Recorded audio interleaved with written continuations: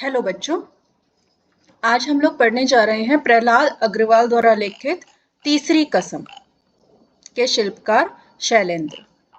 ये पाठ पढ़ने से पहले मैं पाठ प्रवेश पे जाना चाहूंगी। पाठ प्रवेश में आपको पाठ के बारे में बताया जाता है कि पाठ क्यों लिखा गया है, क्या है इस पाठ में।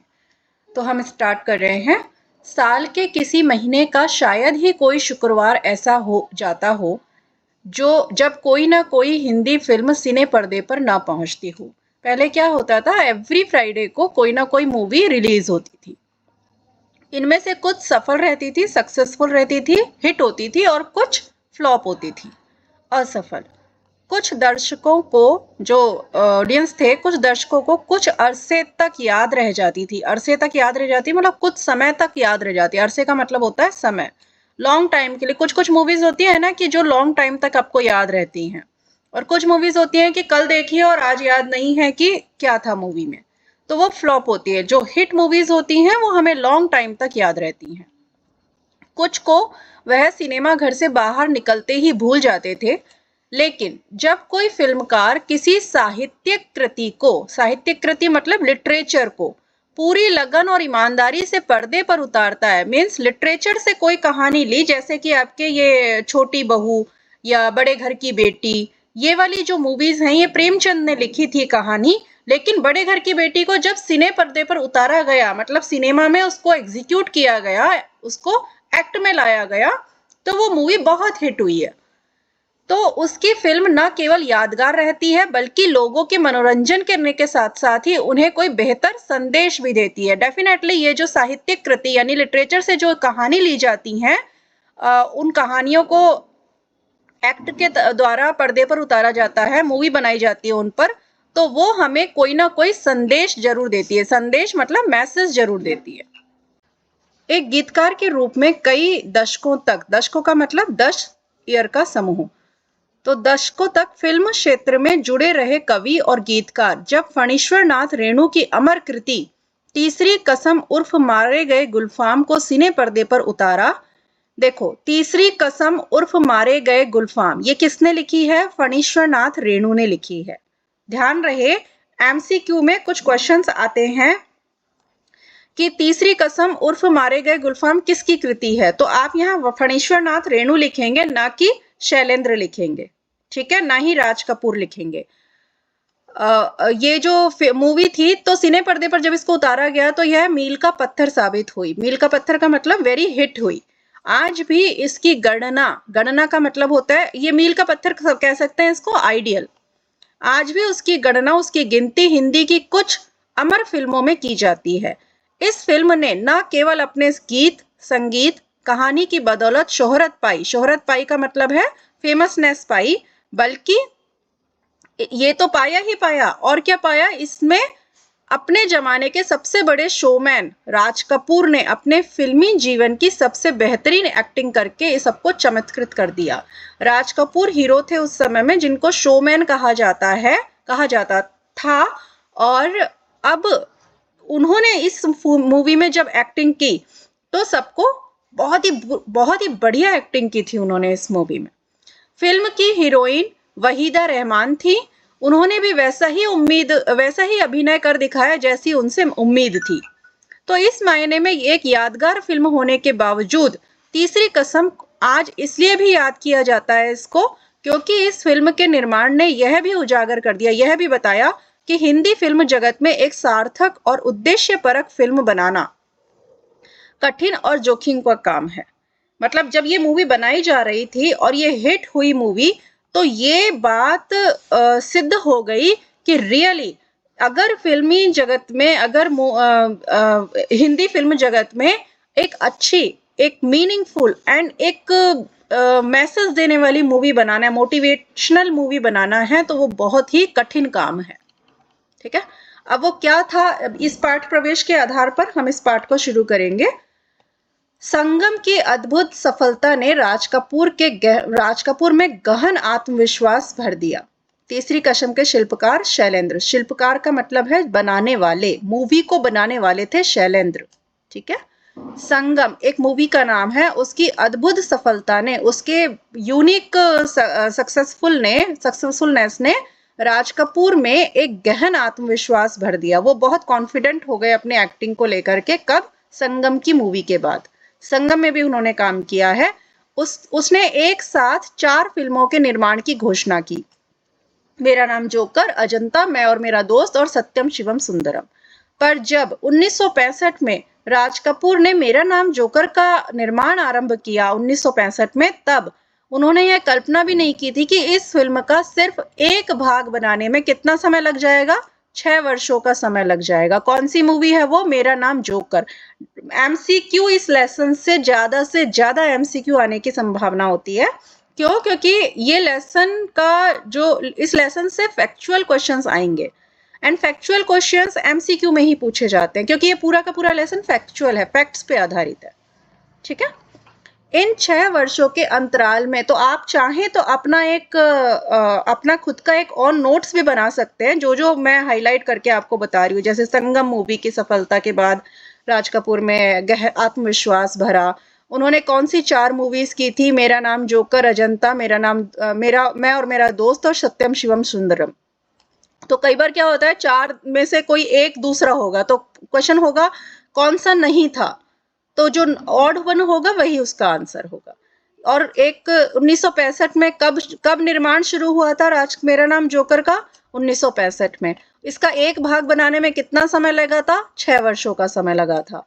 तो इस तरीके से एमसीक्यू के क्वेश्चंस एक एक लाइन से निकल रहे हैं इसमें। तो ध्यान पूर्वक पाठ को पढ़ें और अपने नोट्स बनाते चलें।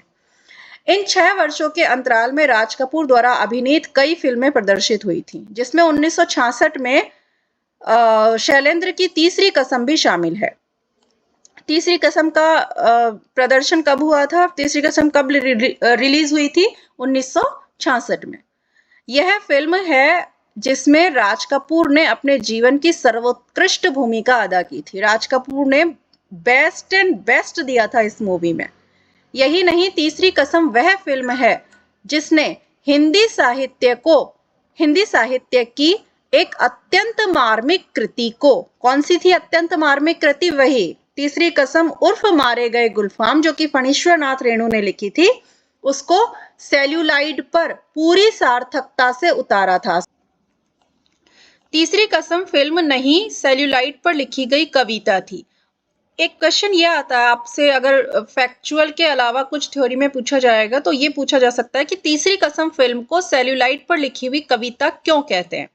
ओके, तीसरी कसम फिल्म को सेल्यूलाइड पर लिखी हुई कविता इसलिए कहा जाता है क्योंकि यह एक भावपूर्ण फिल्म थी, बहुत ही इमोशनल फिल्म थी। और यह मात्र एक कहानी नहीं होकर के क्या थी कि एक फिल्मी रील पर लिखी हुई कविता थी। इसको कह सकते हैं कि फिल्मी रील पर लिखी हुई कविता थी, जो अत्यंत संवेदनशील और मानवीय गुणों से ओतप्रोत थी। इसलिए इसको कहा जाता है सेल्यूलाइड पर लिखी गई कविता थी। सेल्यूलाइड इज अ समथिंग पर्दा। ओके। तीसरी कसम शैलेंद्र के जीवन की पहली और अंतिम फिल्म थी। शैलेंद्र ने अपने जीवन में सिर्फ एक ही मूवी प्रोड्यूस की थी और वो थी तीसरी कसम, और वो लास्ट फिल्म भी थी। तीसरी कसम को राष्ट्रपति सम्मान क्वेश्चन में आता है। कई बार इसमें थ्योरी में भी पूछ लेते हैं कि कौन कौन सा सम्मान मिला था। राष्ट्रपति स्वर्ण पदक मिला, बंगाल फिल्म जर्नलिस्ट एसोसिएशन द्वारा सर्वश्रेष्ठ फिल्म का पुरस्कार मिला, कई अन्य पुरस्कारों से भी सम्मानित किया गया। मास्को फिल्म फेस्टिवल में भी यह फिल्म पुरस्कृत हुई। इसकी कलात्मकता की लंबी चौड़ी तारीफें हुई, क्रिएटिविटी की। इसमें शैलेंद्र की संवेदनशीलता पूरी शिद्दत के साथ मौजूद है। उन्होंने ऐसी फिल्म बनाई थी जिसे सच्चा कवि हृदय ही बना सकता था। एक कवि का हृदय, शैलेंद्र एक्चुअली में एक कवि थे, तो एक कवि का हृदय ही एक ऐसी सेंसिटिव मूवी बना सकता था। शैलेंद्र ने राज कपूर की भावनाओं को शब्द दिए थे, मतलब राज कपूर की जो फीलिंग्स थी उनको वर्ड्स दिए थे शैलेंद्र ने। राज कपूर ने अपने अनन्य सहयोगी की फिल्म में, राज कपूर और शैलेंद्र आपस में बहुत गहरे दोस्त थे। उनकी फिल्म में उतनी ही तन्मयता के साथ काम किया और वो भी किसी पारिश्रमिक की अपेक्षा किए बगैर। उन्होंने उनसे कोई पैसा नहीं लिया था इस फिल्म को करने के बदले में। राज कपूर ने शैलेंद्र से कोई पैसा नहीं, क्योंकि जो प्रोड्यूसर होता है वो जो कास्टिंग होती है एक्टर्स की, उन लोगों को एक्टर्स को पैसा देता है, लेकिन राज कपूर ने कोई पैसा नहीं लिया था शैलेंद्र से। शैलेंद्र ने लिखा था कि वे राज कपूर के पास तीसरी कसम कहानी सुनाने के लिए गए तो कहानी सुनकर उन्होंने कहा ठीक है, मैं इसमें काम करूंगा, पर तुरंत गंभीर होकर के बोले मेरा पारिश्रमिक एडवांस देना होगा, मतलब मुझे आपको एडवांस में मेरी सैलरी देनी होगी। अब शैलेंद्र उनके दोस्त थे तो उनको ऐसी कोई उम्मीद ही नहीं थी कि राज कपूर जिंदगी भर की दोस्ती का ये बदला लेंगे। उनकी दोस्ती थी बहुत, काफी बचपन से दोस्ती थी, और शैलेंद्र को कोई उम्मीद नहीं थी कि राज कपूर मुझसे इस तरह से बात करेंगे कि मुझे एडवांस देना होगा। शैलेंद्र का मुरझाया हुआ चेहरा देखकर राज कपूर ने मुस्कुराते हुए कहा, निकालो 1 रुपया, मेरा पारिश्रमिक, पूरा एडवांस। तो वो मजाक कर रहे थे उस वक्त में, तो उन्होंने कहा ठीक है 1 रुपया दे दो मुझे, मुझे मेरा पारिश्रमिक मिल जाएगा।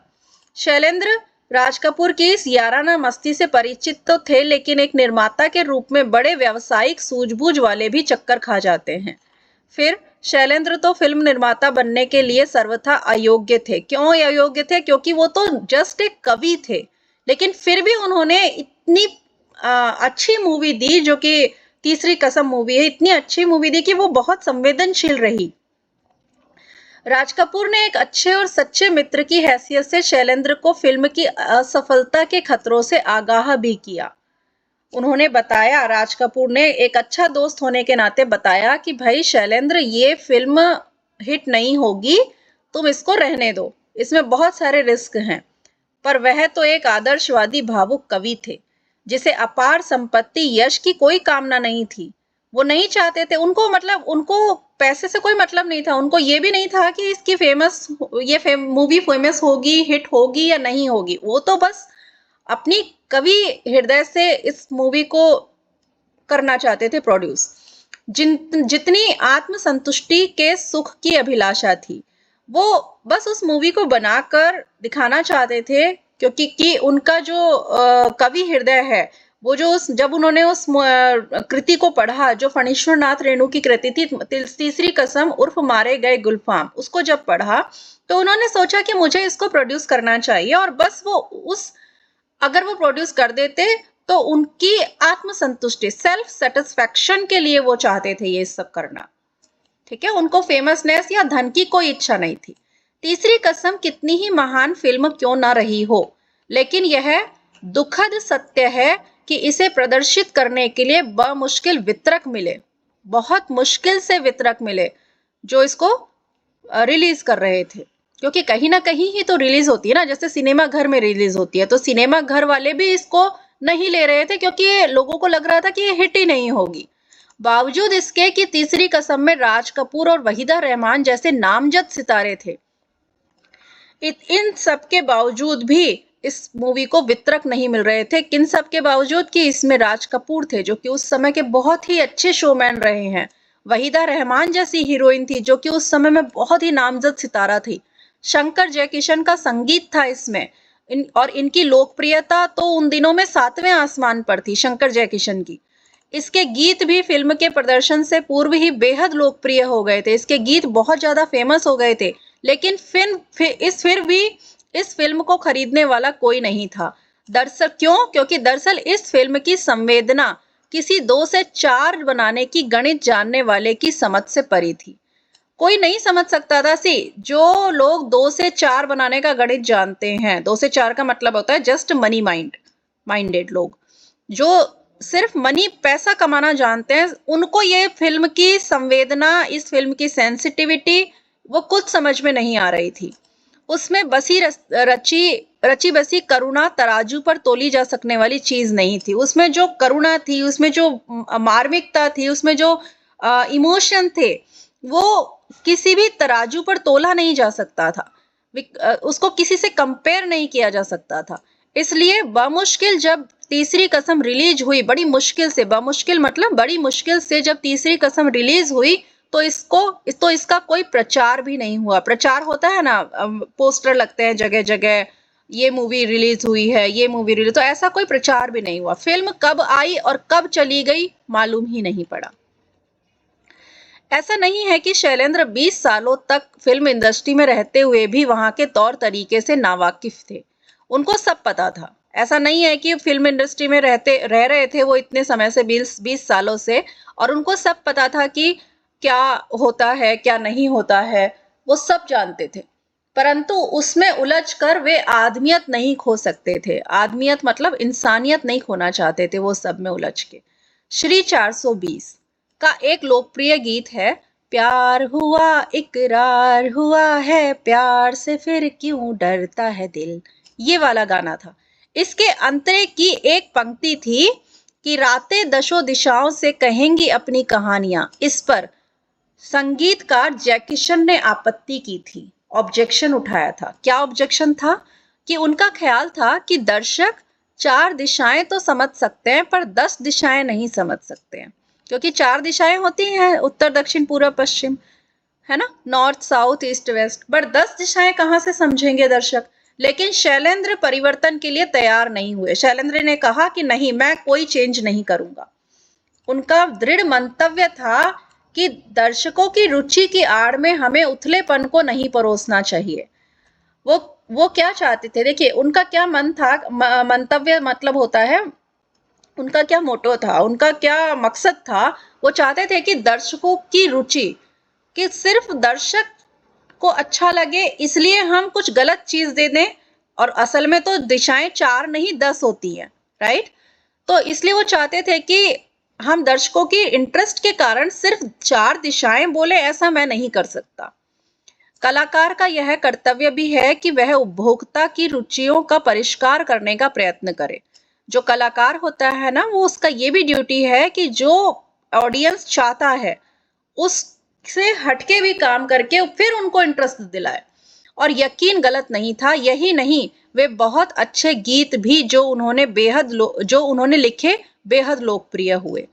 शैलेंद्र ने झूठे अभिजात्य को कभी स्वीकार नहीं किया।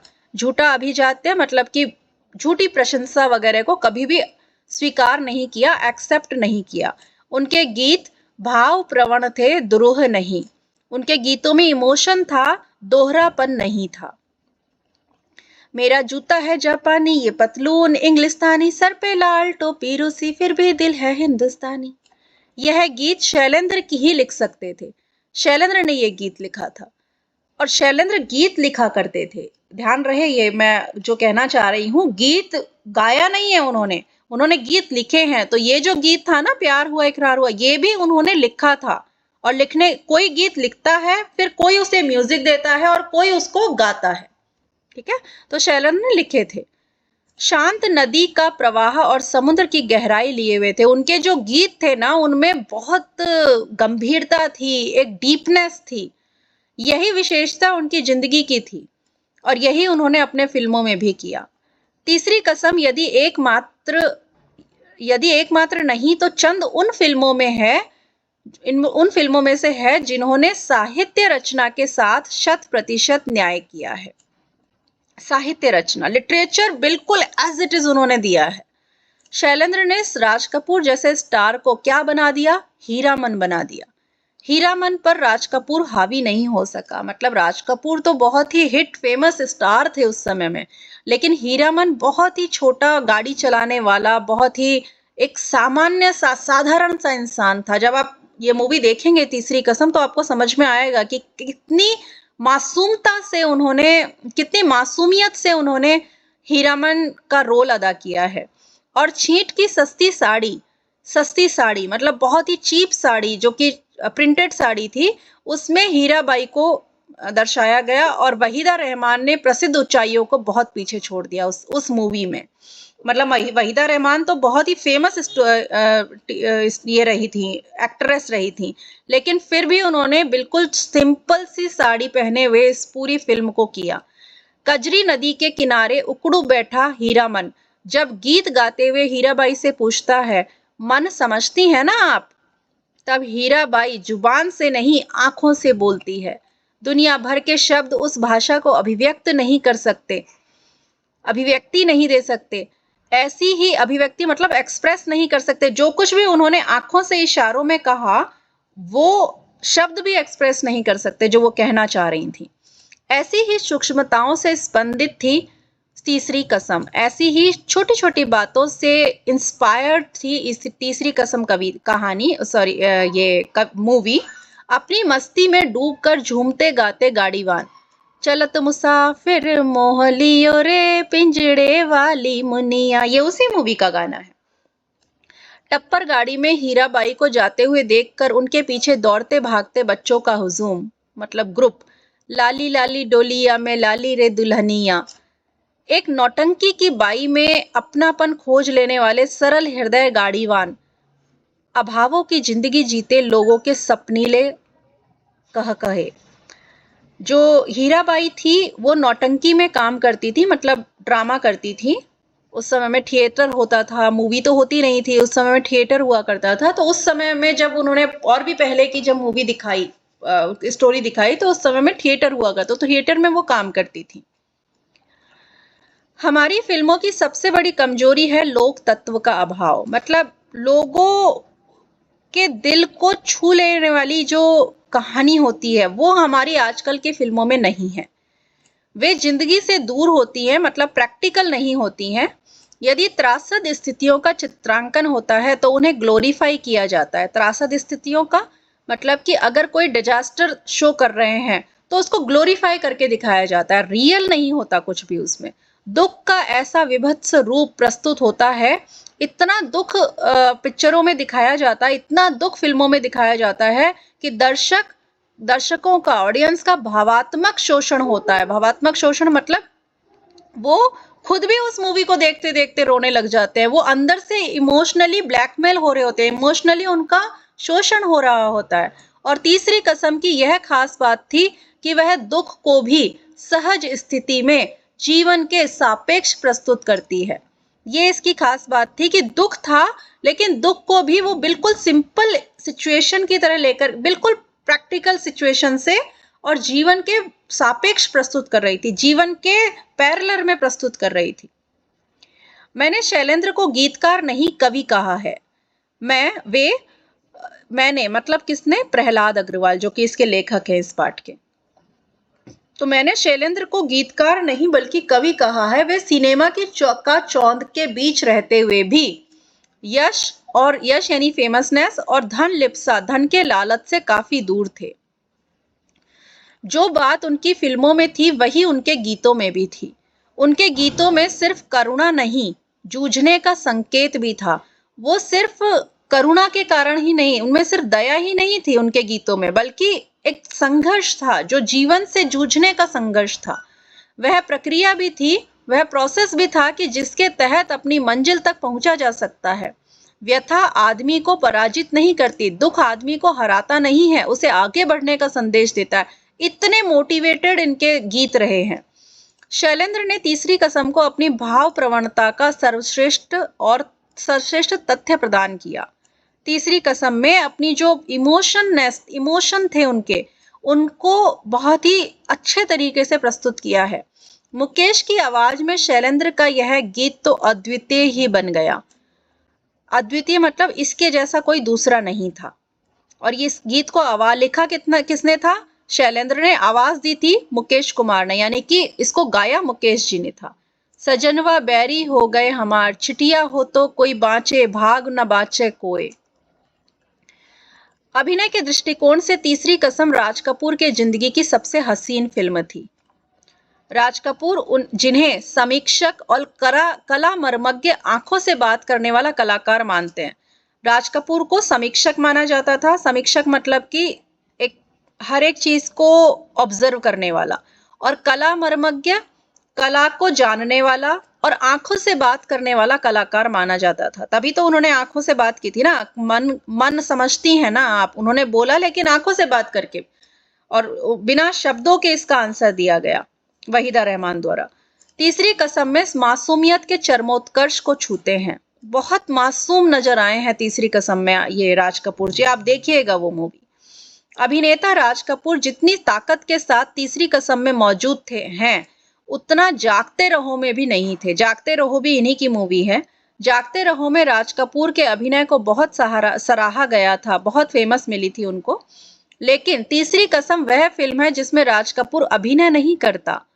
वो अभिनय नहीं कर रहे थे उस मूवी में, ये समझ लीजिए वो हीरामन ही बन गए थे। हीरामन, जो कि तीसरी कसम मूवी में राज कपूर का नाम था। खालिस देहाती भुच्च गाड़ीवान जो सिर्फ दिल की जुबान समझता है, दिमाग की नहीं।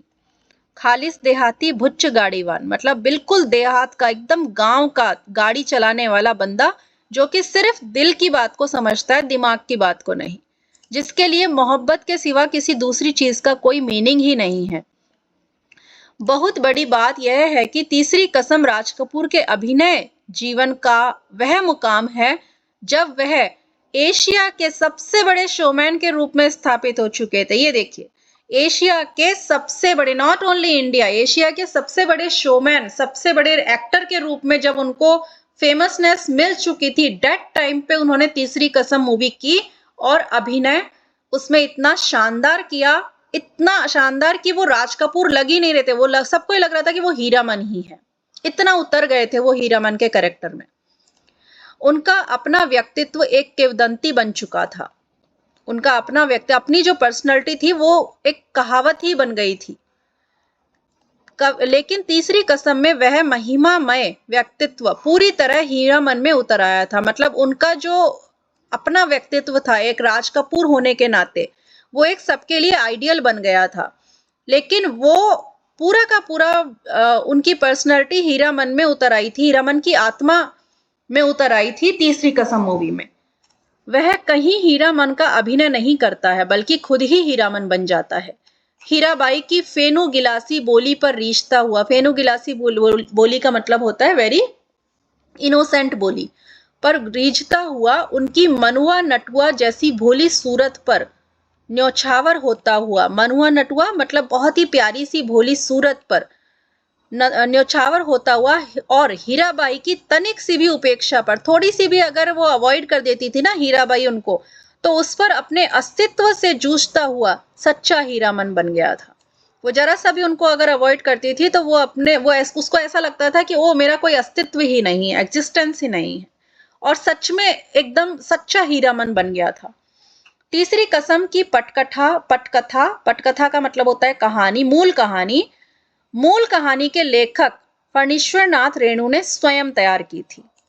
ठीक है, कहानी का रेशा रेशा, उसकी छोटी से छोटी बारीकियां फिल्म में पूरी तरीके से उतारी गई थी। कहानी का रेशा रेशा इट मीन्स जो कहानी फणीश्वर नाथ रेणु ने लिखी थी, क्या नाम था उसका, तीसरी कसम उर्फ मारे गए गुलफाम। उस कहानी का एक एक पार्ट बहुत ही बारीकी से एवरीथिंग को मूवी में शो किया गया था। ठीक है, तो कहानी इतनी सी है बस। हाँ, मैं इतना जरूर कहूंगी कि ये पूरी की पूरी कहानी फैक्चुअल है। अगर इसमें से कोई क्वेश्चंस, तो आप इन क्वेश्चंस को जरूर कर लीजिएगा। मैं एक मैं एक वीडियो जरूर बनाऊंगी दोबारा जो क्वेश्चन से रिलेटेड होगा हर एक लेसन से। अभी फिलहाल मैं लेसन्स के चैप्टर एक्सप्लेनेशन के वीडियो बना रही हूँ, उसके बाद में मैं आपको क्वेश्चन आंसर के भी वीडियो